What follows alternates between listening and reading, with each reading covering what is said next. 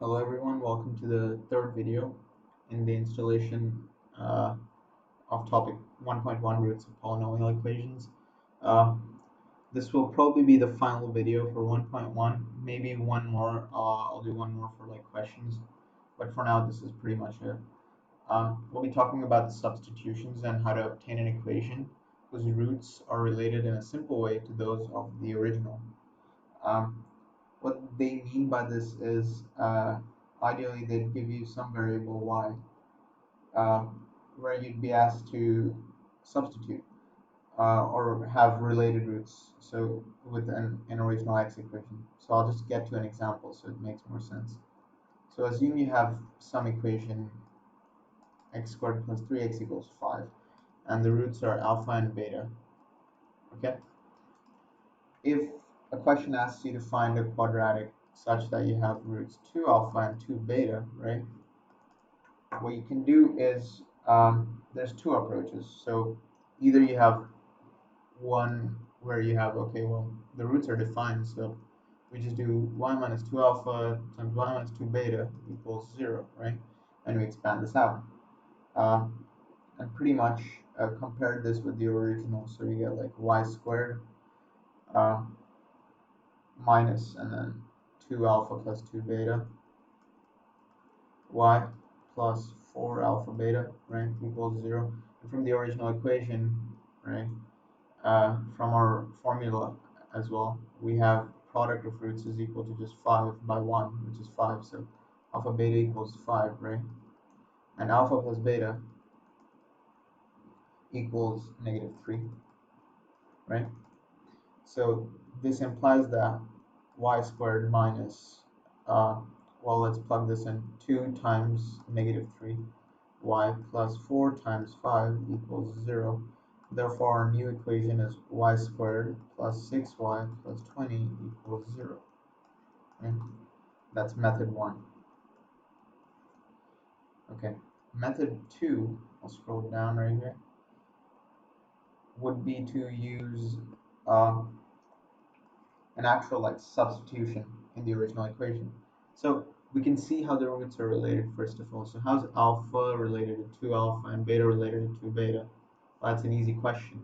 You just multiply by 2. So let y be such that y equals 2 times x, right? Now to find a quadratic in this, we pretty much just substitute y into the original equation. So x equals y by 2 from this equation, right? And then we substitute it in this equation that we have. So we have y by 2 whole squared plus 3 times y by 2 plus 5 equals 0. From your Multiply calendar. everything by 4. Sorry. Multiply everything by 4 and you should get y squared plus 6y plus 20 equals 0, which is the same as our last one. This method is actually easier. I would recommend almost always using this, because sometimes what happens is uh, basically, hopefully you remembered that. You can pause the video, go back and pause and see what it was. But pretty much, sometimes what they can do is, let's just use actually the same quadratic. So we have x squared plus 3x plus 5 equals 0, right? With roots alpha and beta.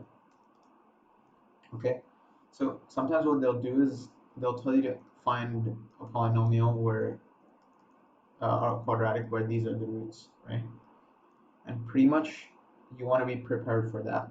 And you could see that, y equals x plus 3, right, from this equation right here. Because x is alpha, then y is alpha plus 3, so just substitute this. So then you get x equals y minus 3, and then you substitute that back into the original equation, rather than having to do y minus alpha plus 3 times y minus beta plus 3, uh, and then expand it all out. So it's much easier to do it this way, in my opinion. If you plug this into the original equation, you should get y minus 3 whole squared plus 3 times y minus 3 plus 5 equals 0. This implies that y squared from this thing here, minus 6y, plus 3y, minus 3y, plus 9, minus 9, plus 5 equals 0. And that should actually give you the same answer as the original one. Yeah, that's all for this part. Uh, Hopefully I wasn't wrong in doing, a really quick calculation, but hopefully you guys understand what this whole thing means. Uh, there's also other examples. So, for example, let's consider the cubic function x cubed plus x squared minus 7 equals 0, where the roots are alpha, beta, and gamma. Cool. So now if we want to find, let's say, a cubic with the roots 1 by alpha, 1 by beta, and 1 by gamma, we could of course relate the variables, right? So we get y equals 1 by x, right? This implies that x equals 1 by y, right? Then we sub this back into the original, and we just get 1 by y cubed plus 1 by y squared minus 7 equals 0. This implies that 7y cubed, I've shifted the side of the 7, equals, well, 1 plus y. Therefore, 7y cubed minus y minus 1 equals 0 is the polynomial we're looking for, and that's the correct answer. Pretty much.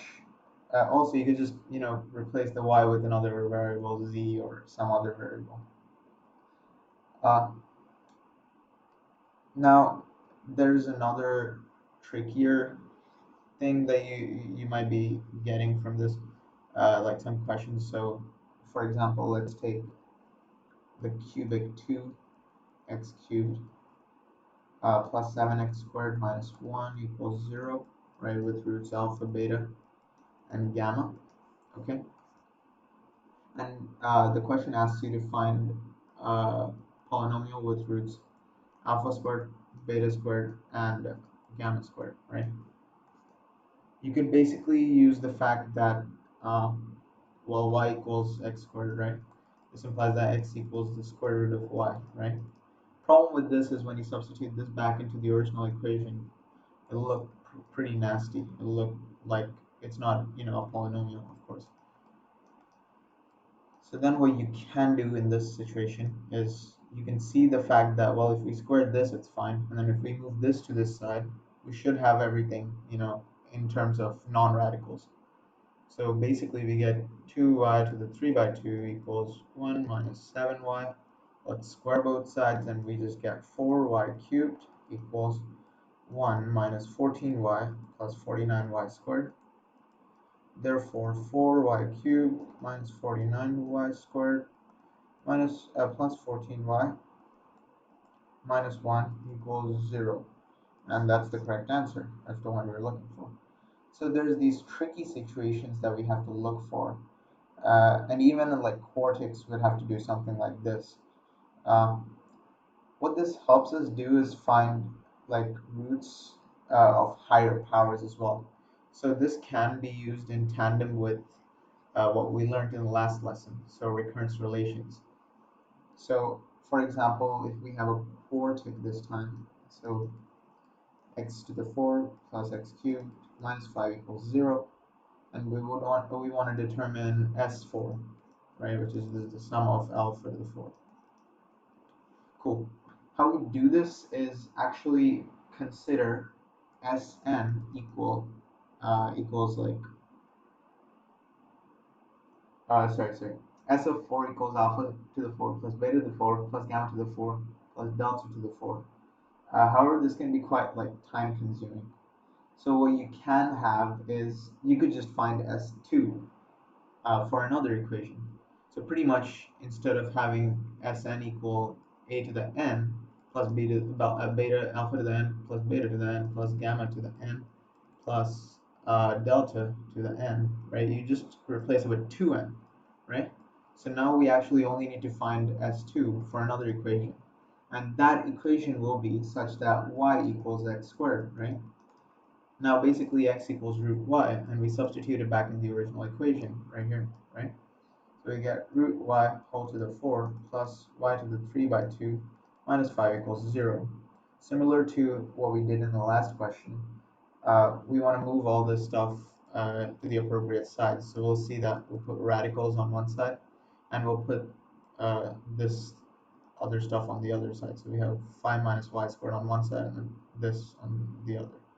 And basically squaring both sides will give us y cubed equals 25 minus 10 y squared plus y to the 4.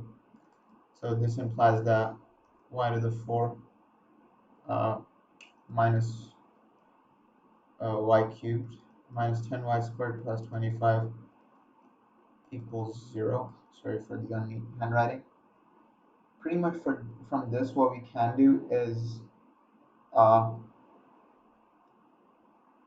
from this we could just find S1, S2, and thus we get our S4. So S1 for this is just going to be negative 1 times negative 1, right? So we just get 1, right?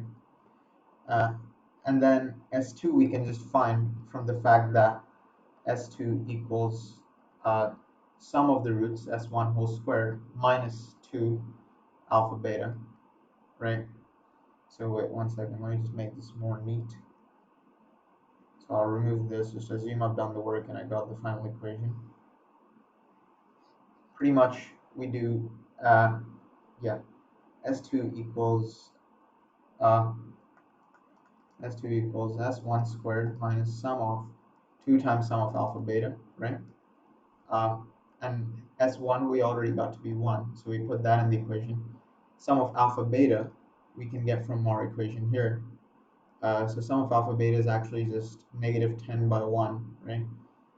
So that's just negative 10. So we have 1 squared minus 2 times negative 10 by 1, which is just 1 plus 20, which is 21. Therefore, our original equation, S4, has the same value, is equal to 21, because our roots in this case are just y equals x squared. That's how we got our roots. So this is the final answer. That's how you use recurrence relations and powers of polynomials and substitution methods in order to get answers. So there's a nice combination of these things. That should pretty much be the end of this topic. We'll go over one set of questions in the next video. Thanks for watching.